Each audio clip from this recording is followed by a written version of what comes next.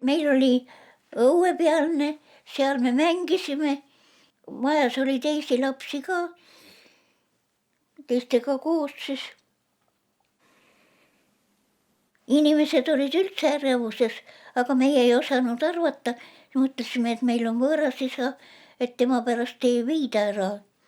Aga ema läks maale peitu, seepärast, et me võõras isa oli arreteeritud ja arreteeritute omakseid küüditati.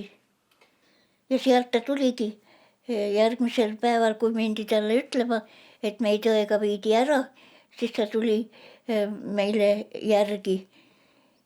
Alguses oli mujal vagunites, aga hiljem toodi meid kokku.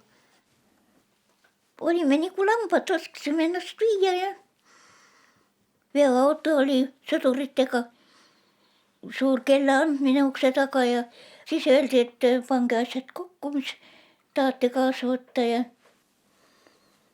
mina vist ei nutnud. Mina olin see kangem pool. Eks meid aidati siis sinna kasti ja viidi Ülemiste jaama ja Ülemiste jaamast vagunitesse.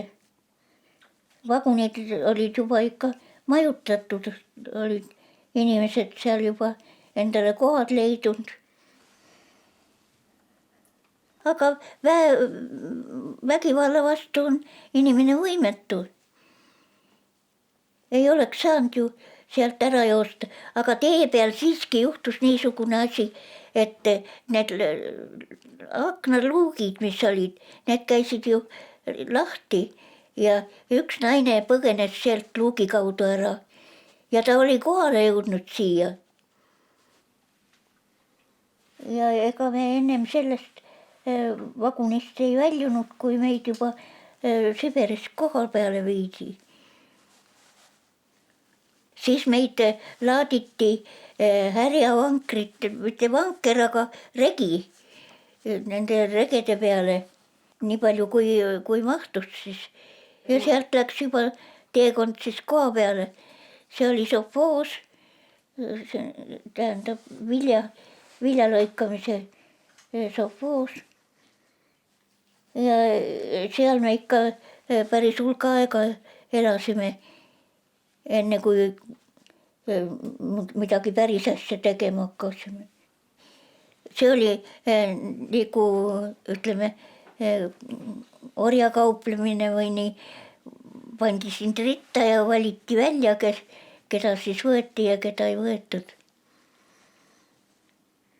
Meil kodudes saadeti järgi siis silmapesukaussi ja veeämbrit ja niukest asja ja siis magasime selle madratsi peal, mis ema meile järgi tõi ja ei saanud midagi, ainult meile maksti 3000 oli vist see valuraha niisugust.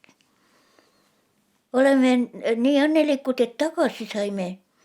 Oli osa inimesi, kes ei tulnudki tagasi. Nad ei tahtnud, nad olid siis juba nii ennast sisse seadnud, aga meil ei tulnud see kõne allagi. Olen õnnelik, et mind maetakse Eestisse.